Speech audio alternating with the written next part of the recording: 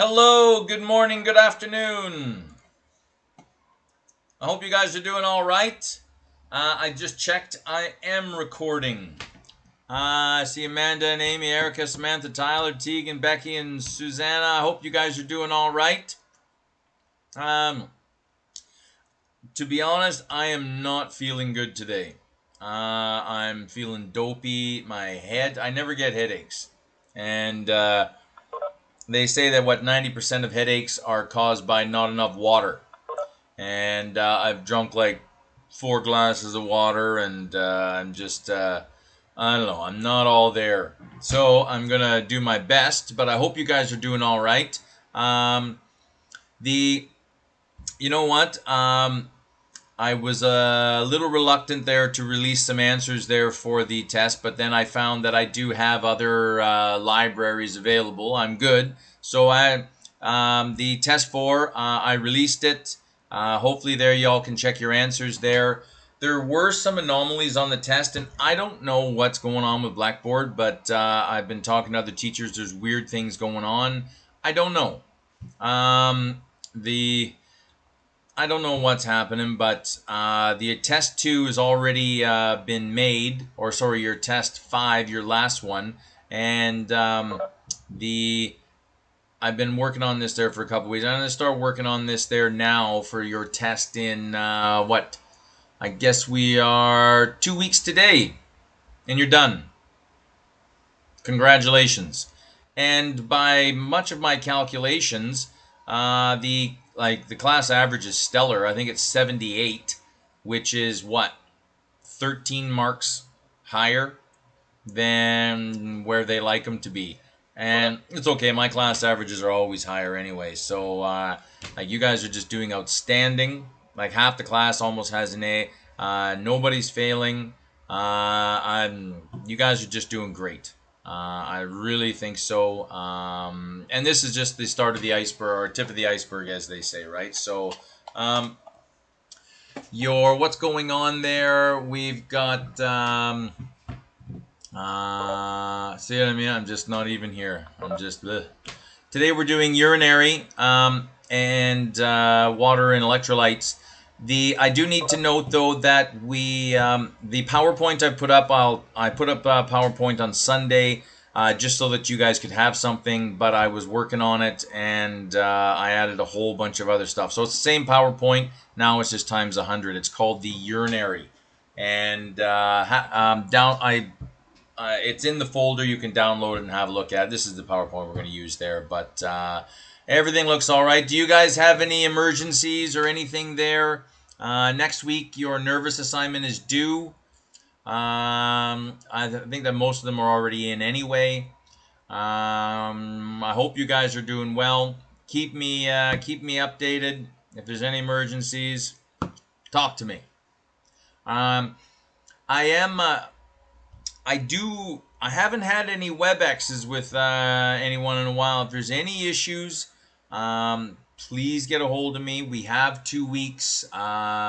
Basically, we're looking at, there's still 50% of the mark to come in. What's your final exam? Your final exam is 25% because it's 3 weeks. Just be careful of the last test 5. Okay, it encompasses week 9, week 10, and week 11. That's why it's worth more. Okay, so you've got respiratory, digestion, today's lecture, which is urinary and water and electrolytes, and then next week is reproduction and hereditary. So there's basically kind of six units there. So, but that's in 2 weeks. Yeah, but if you guys are doing all right, yes. Yeah, the nervous assignment is due next week, but most of them are in anyway, and the test is the week after. So there's no lecture on the last week. It's just a test, so away we go. I hope you guys are doing well. Proud of you. Just keep on going, man. 2 weeks. This is the second last lecture. Next week is reproduction and hereditary, and then that's it. I tell you, man, you guys are banging this out. And you see how fast these things go? They just move. Okay, so Again, the PowerPoint there that I put up on Sunday, it's still there, but I've updated it. There's a new PowerPoint up there called Urinary. Y'all can have a look at it, and this is the PowerPoint we're going to use there today. So, if you guys got nothing, Ian. Yes, talk to me. What do you guys got? You know those movies that are their file type is RAM? I can't get them to open on anything. Is anyone else having the same trouble? Yeah, I can't get the RAM to start either. The other ones are all fine. It's just the ones with that are RAM. Maybe yeah, maybe I'll how many of them were there? Do you remember? I don't need a was there 5 or 10 or 100 or just a couple? I think it was just a couple, I think. Not sure. But I don't think it was a crazy amount. Because what I'll do is through the video programs, like what's this one here with the pylon? Why can't I remember its name here? VLC. You can create MP4 files from AV. You can change the file type. It's what do you call it? A file converter. So okay, let me write that down. 7 of them, and they're all in the respiration section. Okay, no, that's what I need to know, man. You guys are my eyes and ears. So, and in a virtual class, man, that's the most important thing. So let me find. Aha, that's what I'm looking for. So it's just the RAM files, and there's 7, and they're in respiration, eh? Yeah. Yep. Respiration RAM files, and I'll see about those. Did you guys have there's 3 or 4 videos there that I posted from the PowerPoint. I gave them to you guys there last night. If you guys had a chance there to look at them there in the morning or not, they're awesome. Take you right through the kidney, the nephron, all these kinds of things. I can't play them in the video because I got to post this here to YouTube, and YouTube is all about copyright.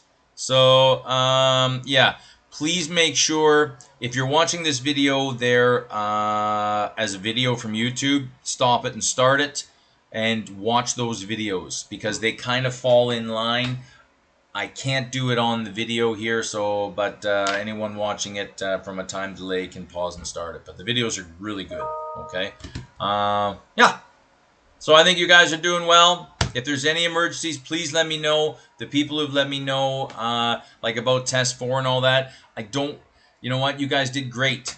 I don't, in my class, it's completely democratic, and if there's any issues at all, something doesn't make any sense, just shoot me an email, and a number of you guys did. And test 4, I don't know. It's I don't know what's going on with Blackboard. I have no idea, but we'll just go on and we'll move forward. And you guys are doing great. And any issues, keep me posted.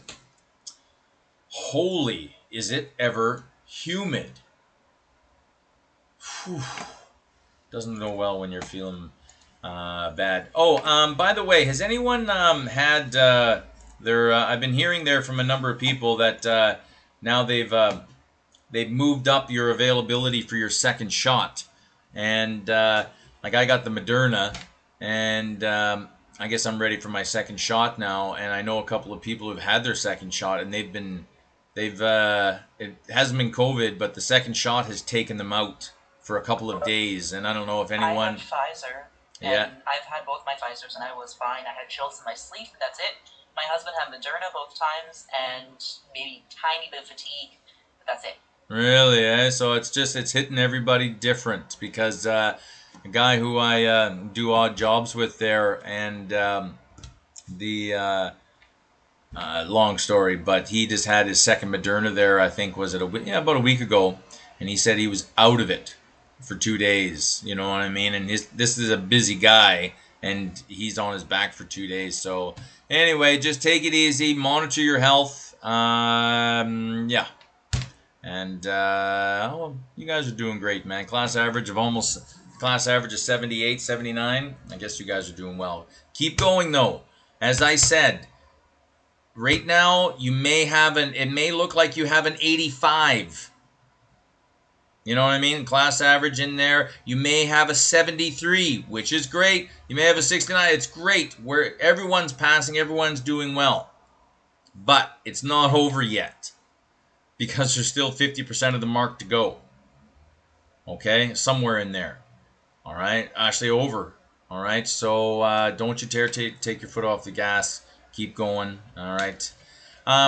This is the new PowerPoint. It's the same PowerPoint there that I gave you, but I've updated it. I've added my own stuff. The previous PowerPoint there that's in the Week 10 folder, it's just basically a blank PowerPoint shell from the company, which wasn't very good. So I spent the past couple of days updating it. Okay. That's what it is right there. So there's lots of goodies in here. And then we've got water and electrolytes after. I'll just call it the Gatorade PowerPoint there afterwards. It's not too bad.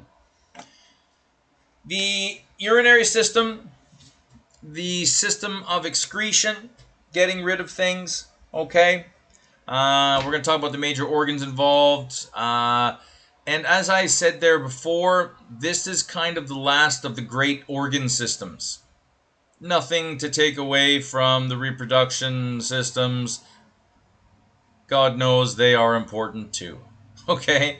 But as far as, systemic daily living goes, this is, you know what I mean? We've covered skin, we've covered cardiovascular, we've covered digestion, respiration, urinary, you know what I mean? Nervous system. This is it. And you guys done very well. Crazy course, man. Crazy course. I love it, though. It was really a lot of fun. We're going to talk about the nephron. That is the microscopic version of the kidney.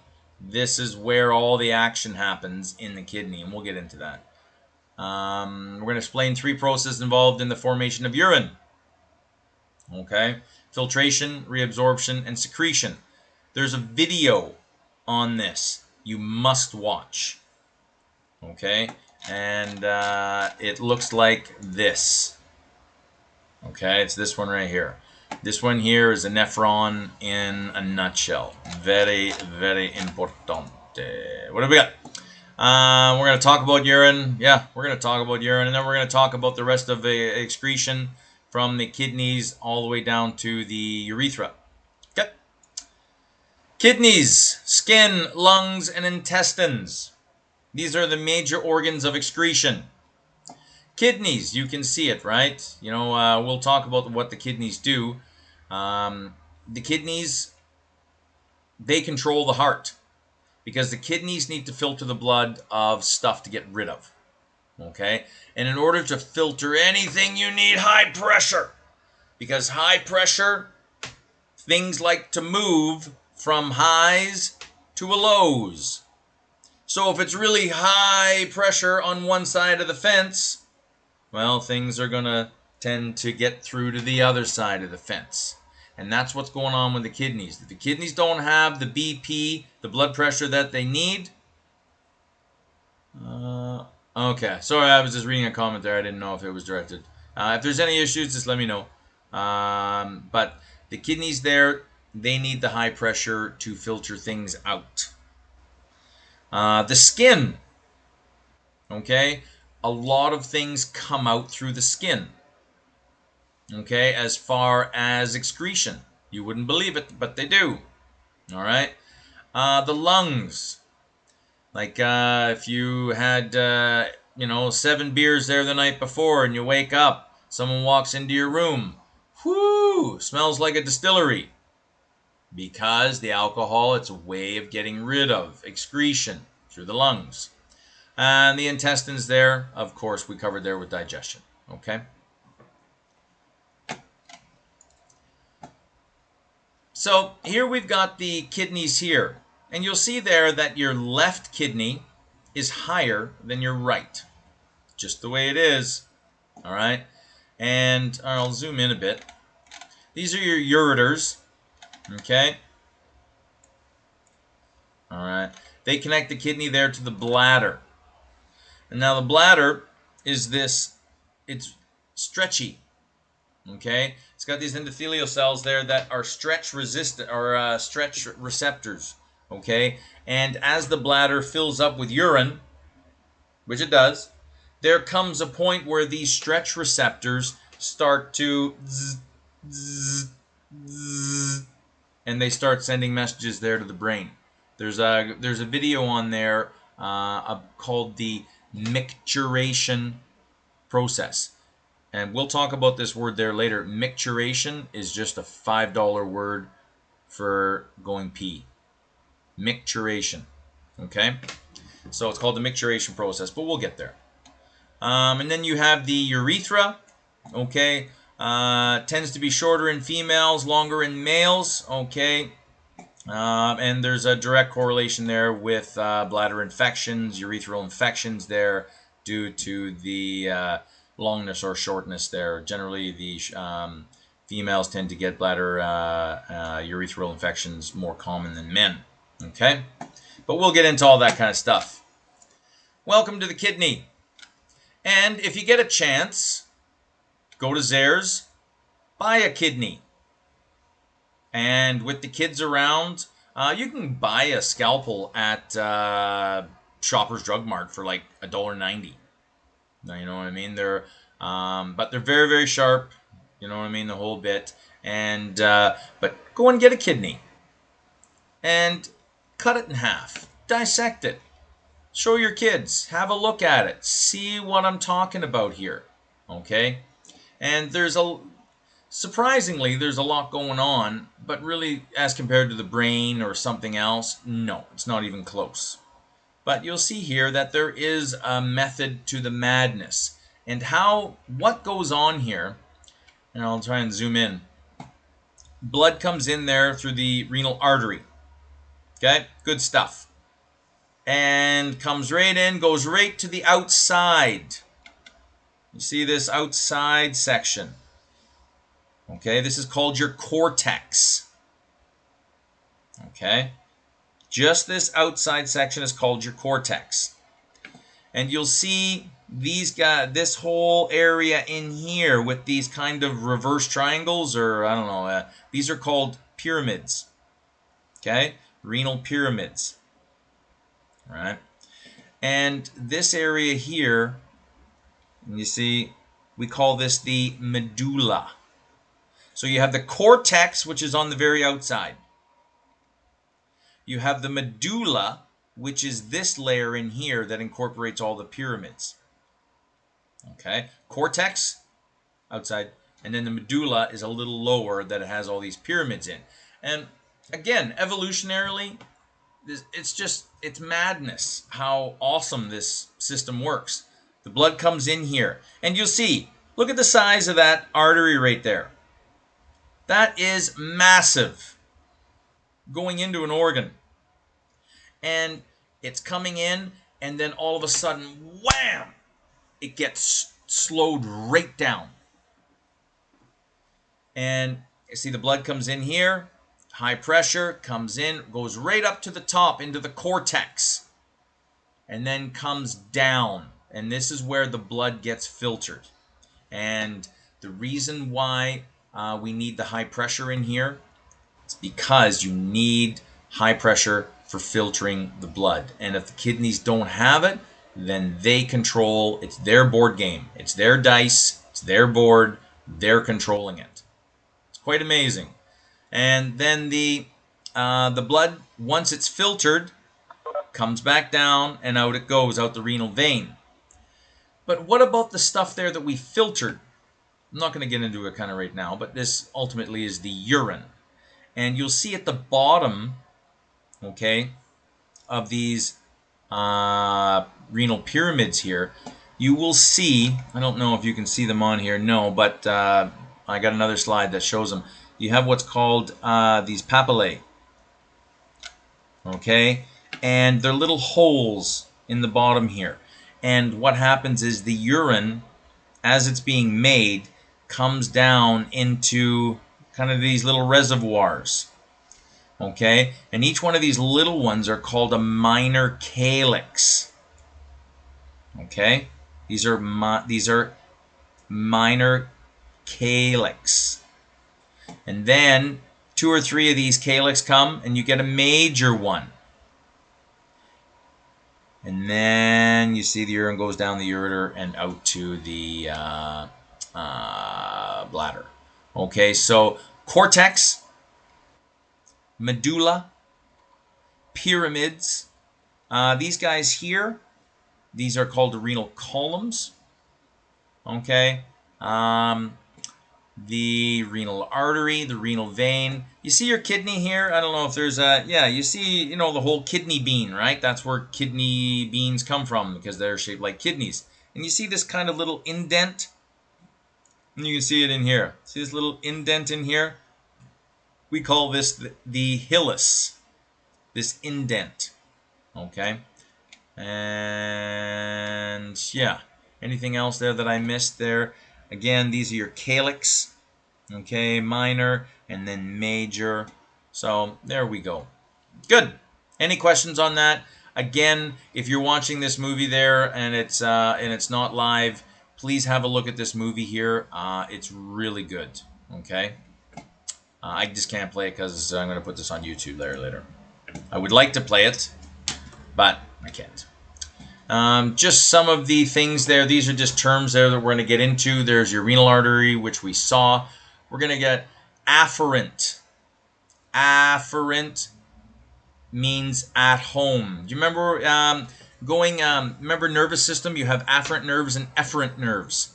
This is how I remember them. An afferent nerve is coming towards the body, at home.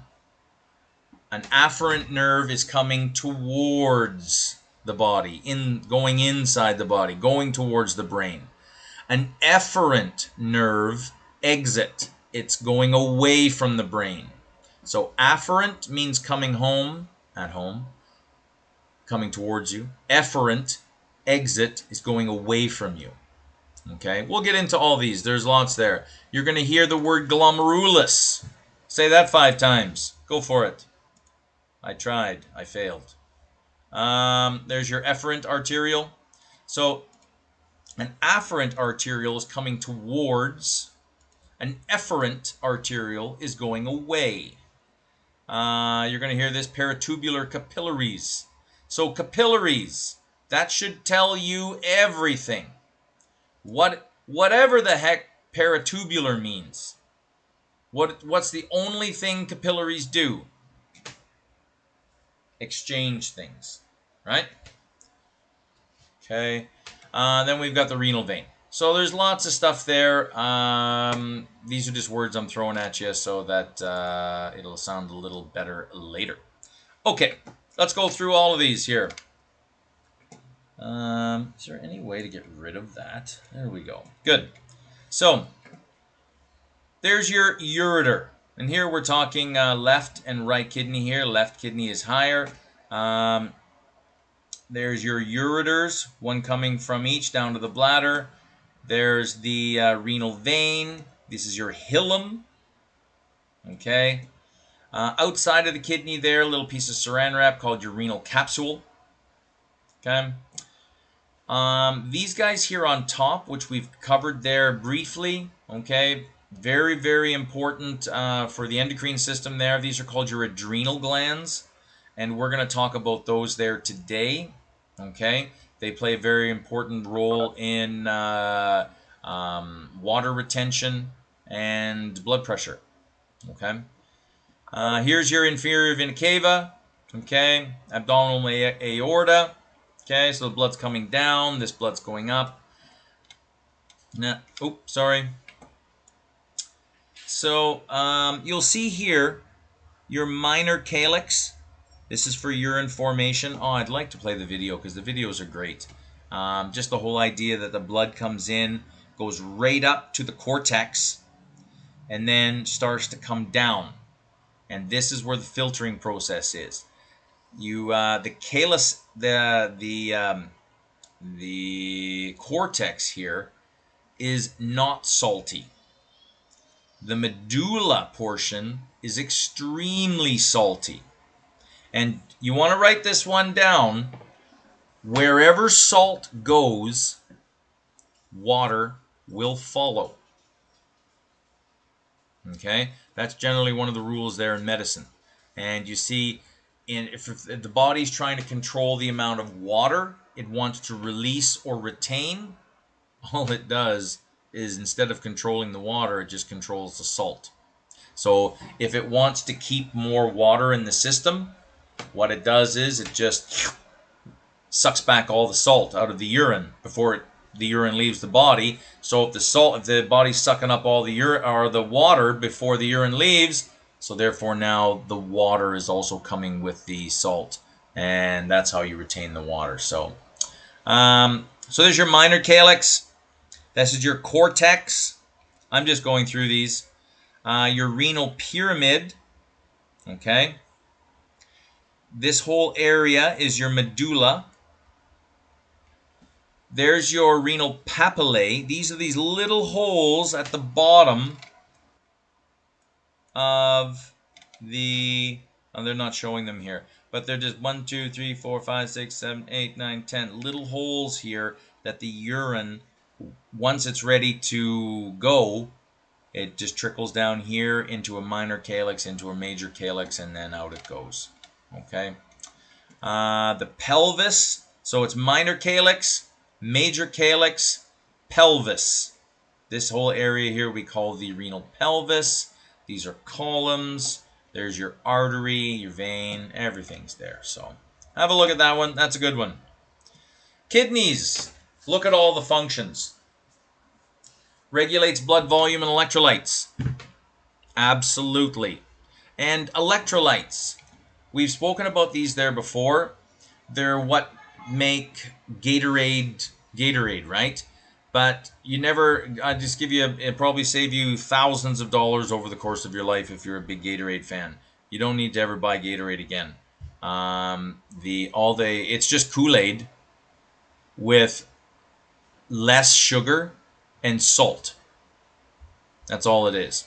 So you drink Kool-Aid there, it's not overly sweet because they do add sugar into it. And sugar is, it's a food source. So they put a little bit of sugar in there for the athletes, to get the sugar going. Sugar will give them a little bit of energy. Plus it has the electrolytes, the salt, the potassium, the chlorine, all these kinds of things there that we now know you need for muscle firing, nerve firing, all these kinds of things, okay? So it's a pretty important business taking care of electrolytes.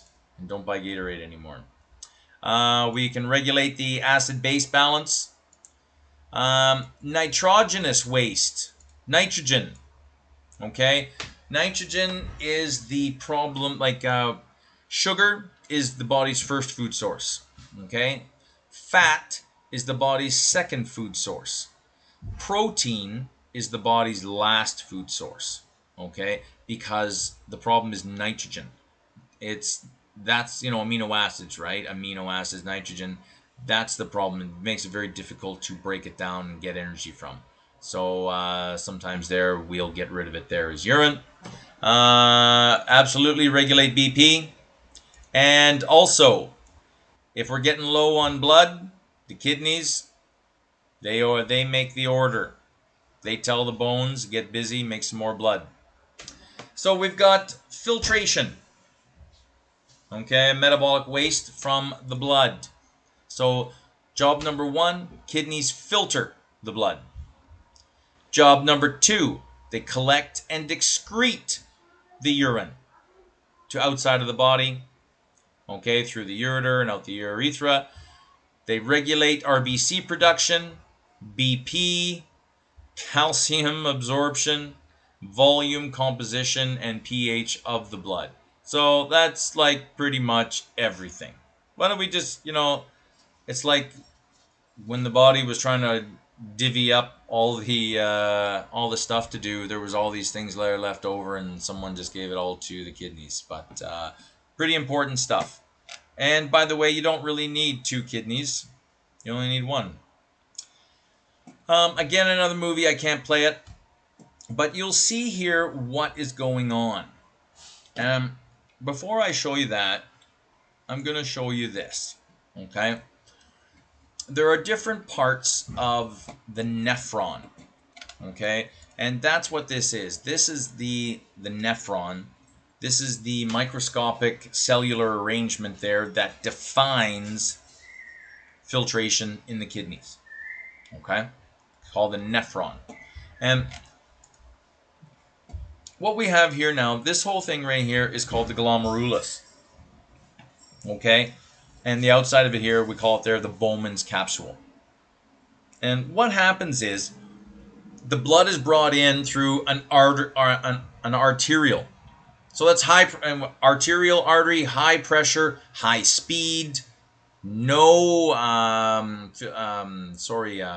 not like a capillary there where it's really slow. So the blood is rushing into the kidney, and then all of a sudden, wham, it goes right from arterial right to capillary. So this is massive pressure in here. And in this, these are all capillaries in here, and what happens is the things there, they get filtered off, okay? And they go into the nephron proximal convoluted tubule. So this is the tubule, just a tube, okay? Proximal just means closer to the Bowman's capsule glomerulus. Convoluted just means, it's all over the place. And so whatever got filtered off starts coming in here, okay? And the body is not without its trapdoors. The body is not without its safeguards. And maybe something got filtered off that, hey, no, I need that. Bring it back. There's a chance to get everything back. Okay? So whatever it is getting filtered off here, which we'll get into, and then it starts to go into the proximal convoluted tubule. And here is a chance for things there to get reabsorbed, if possible. And you'll see, here's just another shot of a nephron, but you'll see that here is my cortex. Remember, this is the outside of the kidney, and just below it, you have the medulla. This is where the pyramids are, right? Okay? And you'll see there that half the nephron is in the cortex, and the lower section tends to be in the medulla, where it's saltier. Okay? That affects chemistry. So here is your glomerulus, and then here is your convoluted tubule that we just saw there before, right? Okay? This one right here. And then this dips down into the medulla. We call this there the loop of Henle. Like, can you get any more specialized of a group of cells? It's absolutely incredible. And this dips down into a completely different section, because that was in the cortex, this is in the medulla now. And now we have the opportunity for things to get more absorbed or released or secreted. And you'll see there that things come, things go, all through this process. Why? Like, we've got the proximal convoluted tubule, which is here, and then it dips down into the medulla with this loop of Henle, and then the ascending part comes back up again to another section called the distal convoluted tubule, the tube on the other side, the farther tube, right? And this is kind of the end where things are finalized, and the urine is, it's getting to be made. And when the urine is ready to go, it hits these collecting ducts, and then it goes down to, this is in the pyramid, which goes down to the calyx. Okay, so this is the nephron in a nutshell. Filtering goes on here in the glomerulus, and the filtrate goes into the proximal convoluted tubule, and then can go down to the descending limb of the loop of Henle, back up again, and then out here. But what is doing the absorption and secretion? What's happening here? And you'll see that each of these, remember the artery that came in? And let's follow it through here. Where's my other slide here? Right here. See how the artery comes in? The blood is coming in, goes right up to the top, right? What is happening is you'll see that the artery comes in, there's your glomerulus, the blood gets filtered. Okay, so the filtrate now goes into the proximal convoluted tubule. Well, the blood just continues on into the artery. Okay, well, the artery, it continues on as a capillary here and surrounds all of the nephron with capillaries. What do capillaries do?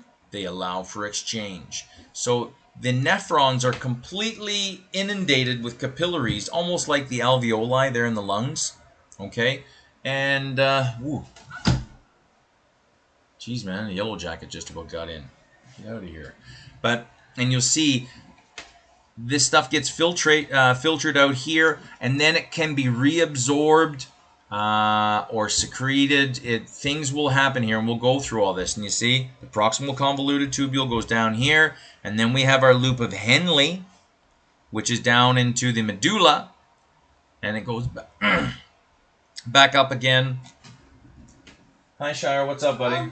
We can go play Tristan. No, you can't right now. Why? Well, because I'm teaching a class. See ya. Mine and me will play together. All right, go. I want to see you guys outside, though. Well, I will play Bye. Tristan. Okay. Bye. Bye. Oh, at least the dog didn't make a mess on the floor like last week. All right, very good, very good. So you got your proximal convoluted tubule, okay, down into your loop of Henle, and then on the other side here, you have your distal convoluted tubule, okay, and then you have, okay, your collecting tubes right here. Now, have a look. Efferent arterial, afferent. So have a look here. Your afferent arterial is coming home, at home, to the glomerulus. The efferent arterial left the glomerulus. Okay, it's leaving, it's going back again. So efferent and afferent. Have a look at this. The videos here, they make everything. And normally when I'm teaching this in class, I would take a couple minutes and watch the video. Oh, you need your shirt put on? Yeah. All right. Oh, well, it'll do. Okay. Go. Vamoose, papoose. I love you. Bye. Bye. Go. Afferent arterial, efferent arterial. You can have a look at the vasa recta, dips down. This is all right. What I want you guys to realize is that there are capillaries all over the place here. Okay, that allow for all the things are going to be secreted, things are going to be absorbed. You're going to see it all. I'll show you all this there in a little bit. I haven't told you what's going to be absorbed and where it is, but we'll get there, all right? Good. If you guys have any questions, just interject. It's all good. We saw that one there. And good. And again, this movie here, awesome. This movie here is awesome. Take some time, watch them. Functions of the nephron here. The glomerular capillaries. Okay, these are specialized for filtration, removal of waste from blood, regulates water, electrolyte concentration. And these are the capillaries there, which are fed there by the arterioles. You have the afferent and efferent. Okay. This allows the blood pressure in the capillary bed to be very high. And it forces fluid and solute out of the blood into the Bowman's capsule. So what we're talking about here is that the afferent arterial comes into the glomerulus. Afferent arterial comes in and wham! Because this is high pressure and it goes right into a capillary, and that whole exchange just forces fluid and some solutes out. Solutes, I'm talking about solids. Sodium, potassium, these kinds of things, they get filtered out. And then the efferent arterial continues on and then goes all around here and then goes out. Okay? So have a look at those movies. They are awesome. And this is the... now we're getting into what is exactly going on here here, and here. Okay? We've got glomerular filtration. Okay, this happens there in the glomerulus, Bowman's capsule, where substances move from the blood into the proximal convoluted tubule. Reabsorption. Okay, so in the tubules, okay, glucose, water, all these things can be reabsorbed if need be. Substances move from the renal tubules back into the blood. So you see, remember there are capillaries all through here. So there's revolving doors. Basically, that's what it is. Things can move out and in as the body dictates. Okay. Glucose, water, urea, protein, creatinine, amino acids, lactic acid, citric acid, uric acid, phosphate, sulfate, calcium, potassium, sodium. Okay. These are all important stuff, and they all have their parts. Too much is too much, but if they need it, they can be reabsorbed. Secretions, substances that move from the blood to the tubules. So as much as things coming out here can move back into the blood, over here, things tend to move from the blood into the tubule. So if something is absorbed back into the blood, absorption. If something has been secreted into the tubule, we call it secretion. It's kind of they're opposites, right? What else we got? Just a little bit of a closer look here. Water and dissolved solutes filter across the Bowman's capsule here. Why filtration occurs? Such a massive pressure on one side. Okay, what substances are filtered? Water, sodium, potassium, glucose, uric acid. These guys pass easily through.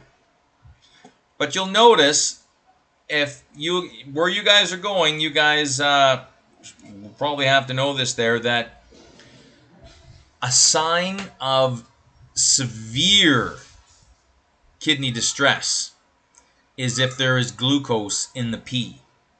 Okay, we never ever have sugar in our urine, and if that's honestly, urine test is one of the best ways of it. It's quick, it's easy, it takes 1 minute to do.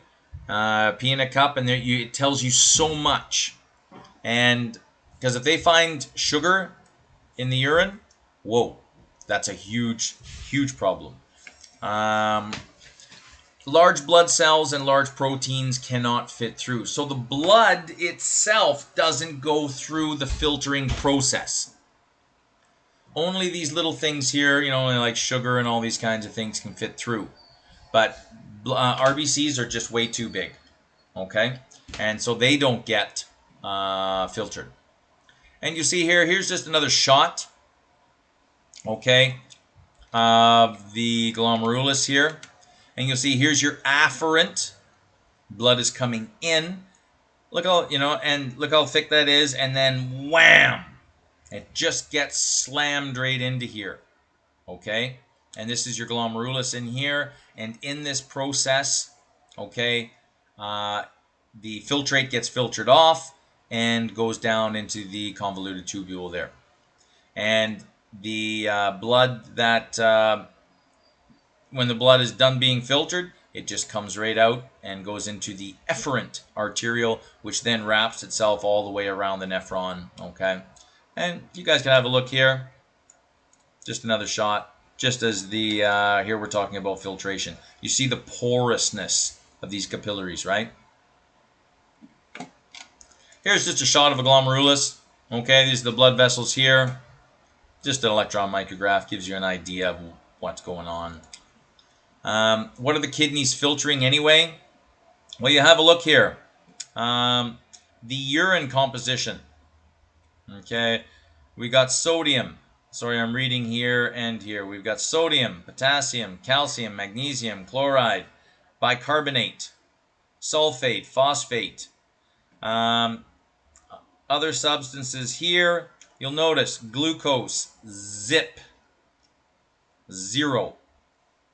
Okay? Can't be any sugar in the urine. If there is, go and see a doctor immediately. Okay?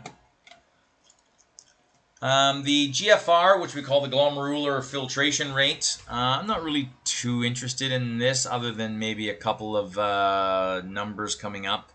A normal GFR, glomerular filtration rate, like you look at this. How many liters of blood do we have? 5, right? Good. So, look what the kidneys do in a 24-hour period. They filter 180 liters of water there in 24 hours. It's just incredible. So you have to think, your 5 liters of blood, it's not hitting every single cell every time. It's not, doing like a race car track. The blood one time, goes to the lungs, gets its oxygen, and comes out the aorta, and maybe the blood this time is going to my big toe. And then in round 2, next time it's going to my little finger. And then next time here, it's going to the kidneys to get filtered. And then next, it's all... So the kidneys don't filter the blood every single time. But eventually, all the blood gets filtered throughout the day, kind of through randomness, right? And this is an interesting slide here. Average amounts over 24 hours.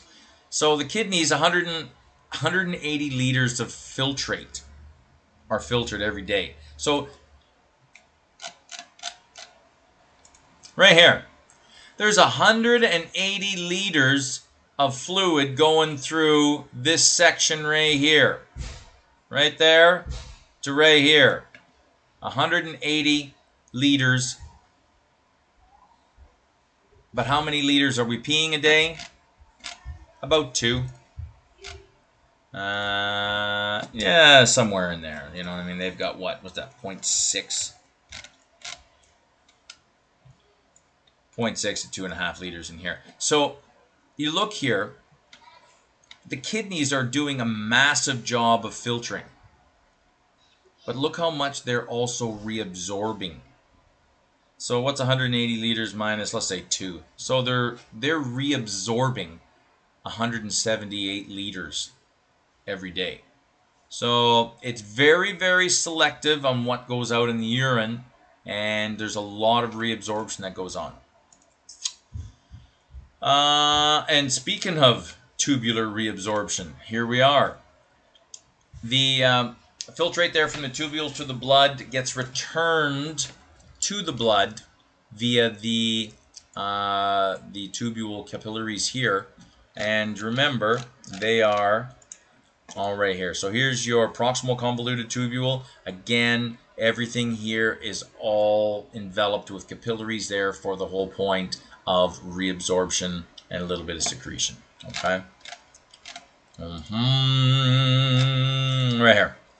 Most reabsorption takes place in the proximal convoluted tubule. So the tubule that's on the close side of the glomerulus, not the distal.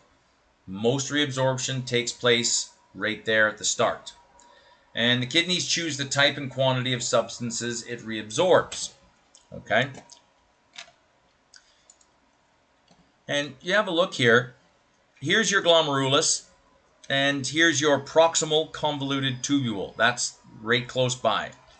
And here's your afferent, and then your efferent, which then comes and wraps itself all around the nephron, right? And you'll see here, look at all the things there that are reabsorbed right then and there. Okay? Sodium ions. You've got negatively charged ions here. You've got chlorine and phosphate, bicarbonate. Okay? Water. Water is a big one right here. Most of the water gets reabsorbed right back in. Okay? Osmosis reabsorbs water in response to active transport, reabsorbing sodium and other solutes in the proximal portion of the renal tubule. Okay? So basically, sodium and water. That's what we're looking for there. Again, the amount excreted is not very much. Remember, 180 liters of filtrate is produced, where only about 1 or 2 liters is peed out. All right, so good. Just another shot here of what is reabsorbed. Most of the sodium, and remember, whenever there's sodium, if the sodium is getting reabsorbed, the water will follow. We'll get into that there later. Glucose, 100%. Okay, good. What do we got here? We've got active and passive. So sodium pumped from the tubule into the capillaries. We've got water, okay, is passively moved there through osmosis. So this is how things are moved there from the nephron into the capillaries there. So we got active transport. We've also got passive transport. And this is the last section right here. We are now into the tail end here. Okay. I still wish that I could watch this movie, because this movie, I think it's about 7 minutes long or 6 minutes long, but it takes you all through this and tells you exactly. Please have a watch at it. I wish I could play it. One of the downsides of a VR class. It's all right. There we are. So in the secretion part here, this is where things from the blood, as a tail end, we're just kind of cleaning things up here. Most of the work gets done there in the proximal tubule, but okay, there's some things there that do tend to go back. Small amounts of select stuff gets secreted back. Potassium, hydrogen, uric acid, ammonium, drugs. These here, they get secreted right there on the tail end. Okay? And you'll see how it goes here. In the distal convoluted tubule, so that's on the back side, the farthest away from the glomerulus there, maybe passively secreted. Okay? You've got potassium, you've got hydrogen, and what happens is a sodium will come back in. You'll see there a sodium will come back in, and in the process, maybe a potassium or hydrogen will go back. All right, so this one's going into the blood. From the blood, goes back into the urine where it's expelled. Okay, so you see here, here's your capillary. Here's your tubular reabsorption. So this is your proximal tubular secretion. This is your distal end. Okay. We've got the ascending limb of the nephron loop, and eventually here we get into the collecting duct. So it's kind of like a shortened little cartoon of what's going on right here. Okay. So please watch the movies there. It breaks it all down. Basically, it's water and salt here that gets reabsorbed. Okay. Here, potassium and drugs tend to be secreted just to get them out of here on the tail end. Okay. I was looking at this slide, and I don't know why I put it in every year. It's not pretty to look at, but it gives you a quick little idea of what's going on here. And I don't know what's going on there. Good. So here we've got the part there that we're looking for, okay, and its function. It's not really that pretty to look at, but there's some good information here that you guys can read and just for your notes, these kinds of things. Okay, not the prettiest slide, but it's a good slide nonetheless. Now we're getting on to the whole idea. There is a system that I want you guys to know, and it all deals with this hormone called aldosterone. Okay, and aldosterone is a hormone there that works on the distal convoluted tubule, okay, upper collecting ducts, okay, and this is what we call the salt retaining hormone. So aldosterone, its job is to control the amount of salt that is expelled. Okay? If we retain salt, what else are we retaining? Water. Okay? Which is what we need. And you think about it. Here's your capillary, or whatever it is, right? And the kidneys need a higher blood pressure. Well, how do we get that blood pressure higher? There's your capillary. There's the lumen of your capillary there. Well, what the kidney does is it starts to retain salt. It keeps the salt from getting out. So if the salt stays in the system, and I mean the system, I mean your system, if you got more salt in there, what will happen? The water will automatically come out and won't go into the urine, the collecting ducts there. The water will come back into the capillaries. So there's your capillary, but now, because there's extra water in the capillaries tend to swell a bit, and now you've increased your blood volume, and now you've increased your blood pressure, which is what the kidneys do. Okay? And the effects here, increased sodium and H2O reabsorption, which increases the volume of the blood, which then increases the blood pressure. It's good? No. All right. My wife's not around, is she? Yeah. Good. I love it. So this is there's this movie here is instrumental. Again, I can't play it. I wish I could. Have a look at the movie. It takes it all down to a nutshell. And where it all starts, and I'm going to start it right here. Where it all starts is the kidneys. Okay, there's these little special cells. Do I have a picture of no, I think I left them out because I'm not going to test you on it, but there are these little special cells, okay, juxtaglomerular cells. You don't have to know that, okay, and what they do is they are monitoring, like the afferent arteriole comes in. Yeah, this is good enough. The afferent arteriole comes in, and there's the efferent coming out. Right in here are these special cells that their only job is to measure pressure. Okay? That's their only job. And they measure pressure right then and there. So if they're not getting the pressure that they need coming, then they'll just commandeer it and they'll just take control of it. So what happens is the kidneys will produce a hormone called renin. Okay? And the renin mixes with another hormone there called angiotensinogen.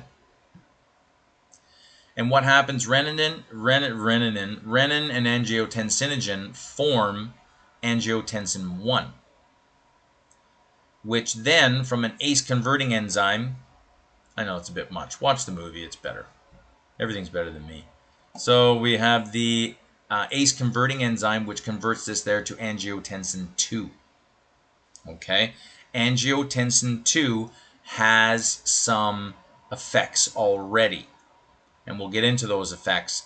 And then this creates aldosterone, which then retains the salt, retains the water, increases BP. We'll show you this right here. This whole system is called the renin-angiotensin-aldosterone system. And please don't listen to me, just watch the movie. Okay. And after you're done watching the movie, have a look here. Okay, the most important stimuli for the release of aldosterone is renin. So once the renin is released by the kidneys, then the whole system cascades, right? Because here's your homeostasis. We've got a hormone that reacts with another hormone to make a new hormone, which then causes another hormone to come out. Like it's hormone to hormone to hormone. This is the body safeguards. But after you've watched the movie, you'll see the steps that are involved, and it's right here in red, and I like it. First of all, the renin released from the kidneys because of low BP. Okay? Angiotensinogen in active form circulating in the blood. Renin and angiotensinogen come together to make angiotensin 1 because the lungs are involved in what's called an ACE converting enzyme. Okay, and then this converting enzyme changes angiotensin 1 to angiotensin 2, which then causes the release of aldosterone, okay, from the adrenal cortex, those little pyramids on top of the kidneys. The distal tubule, the distal convoluted tubule on the other side of the nephron, begins to reabsorb sodium and water. Okay, so there's your steps 1, 2, 3, 4, 5. Okay, and here's another shot here. There's your kidneys producing the renin, liver there, angiotensinogen produces angiotensin 1 with the angiotensin converting enzyme ACE, ACE. Now you've made angiotensin 2. Angiotensin 2 already has an effect. Vasoconstriction. Because if I vasoconstriction, what else am I doing? I'm increasing the BP, the blood pressure, because now the blood vessels are closing in. So vasoconstriction is also another form of increasing the BP. Also, angiotensin 2 will create the aldosterone secretion, okay, and then ultimately ADH is produced. ADH is antidiuretic hormone. Diarrhea, okay, in a proper community environment, diarrhea is not life-threatening. In an environment, you know what I mean, where medical access is not really available, diarrhea can be life-threatening because water is coming out, and it's coming out at such a rate that your body will dehydrate extremely quickly. So diarrhea, we all know what diarrhea is.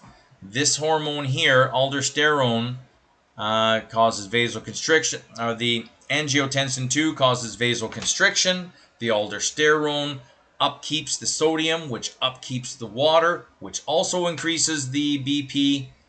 And then we've got antidiuretic hormone, anti-diarrhea, and keeps the water in.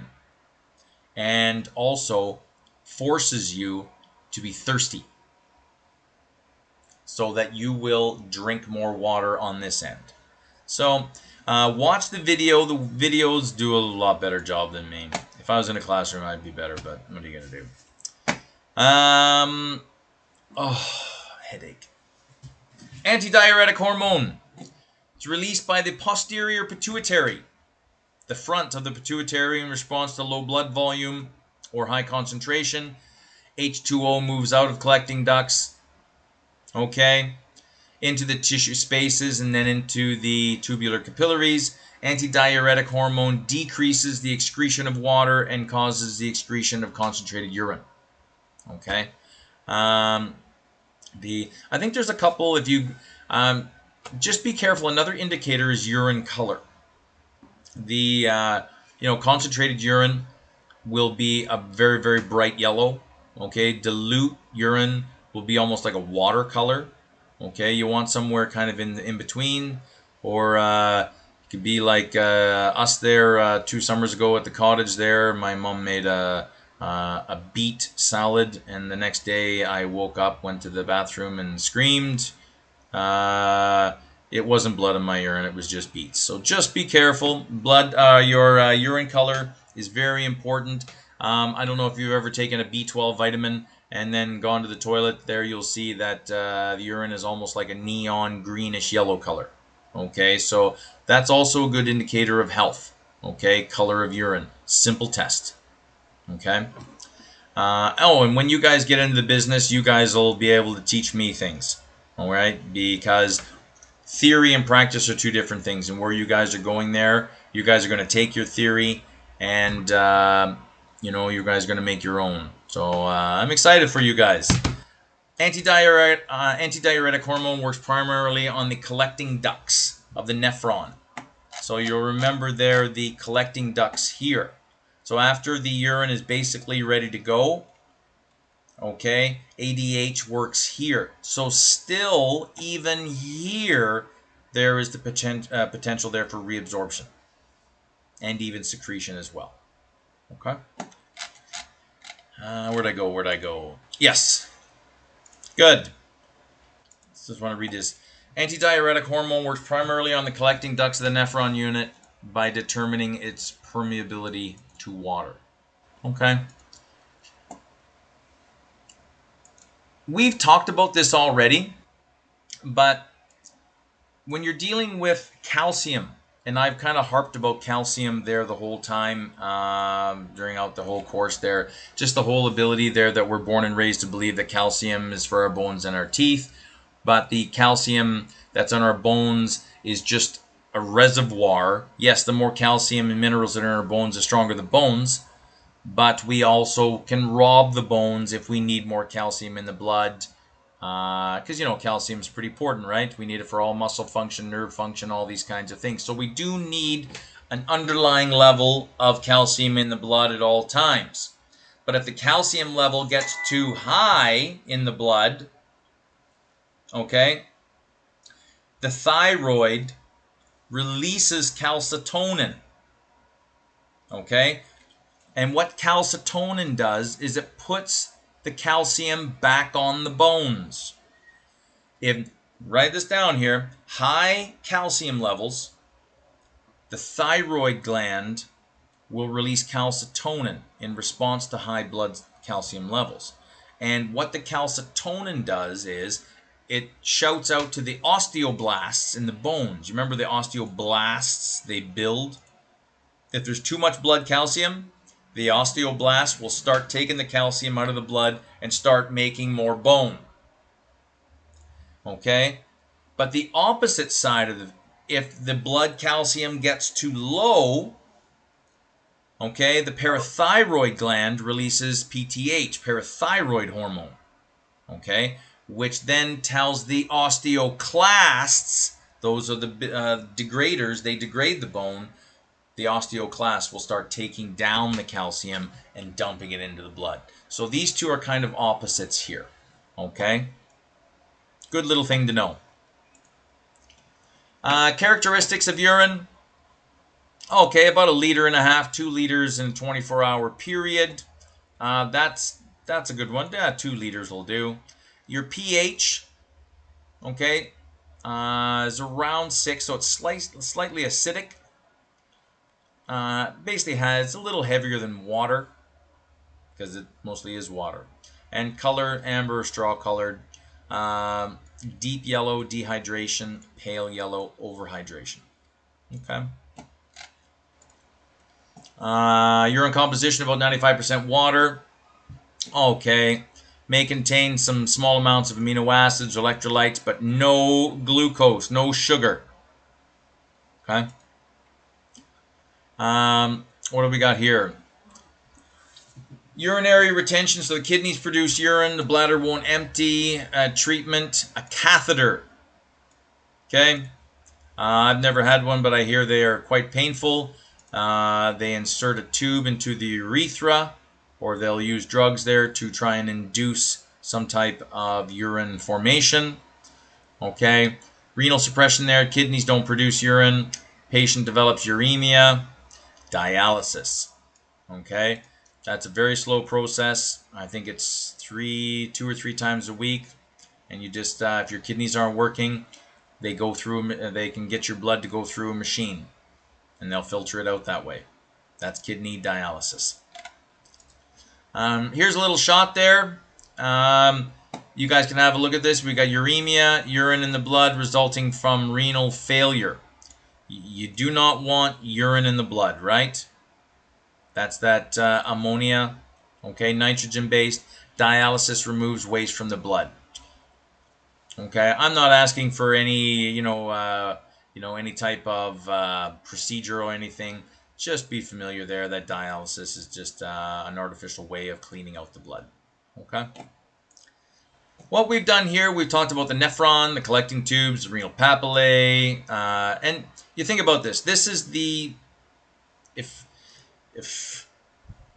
I was just if there was one piece of urine that's flowing all the way through, kind of like a molecule of blood or an RBC going through the CVS. Just the whole process here. You got the nephron, and then the urine collects in the collecting duct, right, going down. And then it goes down the pyramids and eventually out the bottom of a pyramid. These little holes, they're called the renal papillae. There's a movie there that shows good renal papillae there. And then goes out the minor and then to major calyces, out the renal pelvis. So now we are right here. The urine is coming out. This is the pelvis, renal pelvis, and now it's just about to come out the ureter. That's where we are at now. Okay? So now we've talked about all this stuff here inside the kidney. Now we're actually going to go outside the kidney and talk about briefly. These take a couple minutes. You've got both ureters, the bladder, urethra, and then outside. So just another shot here of the same slide as there before. There are your ureters, okay, left and right, connecting the kidneys down to the bladder. Again, there's that $5 word, micturition. It just means urination, okay? There's a movie on the micturition reflex. Okay, it should be there. If it's not, I'll get it for you. All right, but I'm sure it's there. It's a good little one. It's only a minute. It just talks about how the bladder fills and stimulates these stretch receptors that I was talking about. The bladder can stretch, right? And the more it stretches, the more urgent the signal goes to the brain, to the spinal cord there. Okay. And which then tells the bladder, hey, time to find a restroom, okay? Contraction of bladder, relaxation of internal sphincter there, okay? Here is just a real shot of ureter, okay? There's your mucus coat. There again, there's your lumen, all right? That's what we're looking for there. The bladder itself is hollow, distendable muscular organ located in the pelvic cavity, posterior to the symphysis pubis and inferior to the parietal peritoneum. Whew. The internal floor of the bladder includes a triangle area called the trigone, which has an opening at each of 3 angles. Okay, and you'll see here, once the bladder there stretches and you end up finding a toilet that's acceptable, okay, then here we go, and then there's your urethra right there, which, as I said there earlier, the urethra there, because of the penis, tends to be longer. The urethra there in the females is shorter, so the risk of urinary tract infections is much higher in females, okay, because the distance is a lot shorter there from here to the bladder, okay? Bladder infections, these kinds of things tend to be more common. And this is where we're at. This is the urinary system in a nutshell. What I am going to do, I don't even know what time it is. So, okay, so it's 1:15.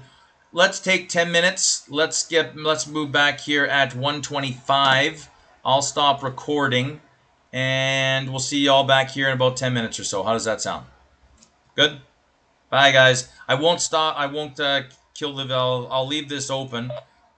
I'll leave this open here so that you guys can just stay here. We'll see you back in 10. Bye.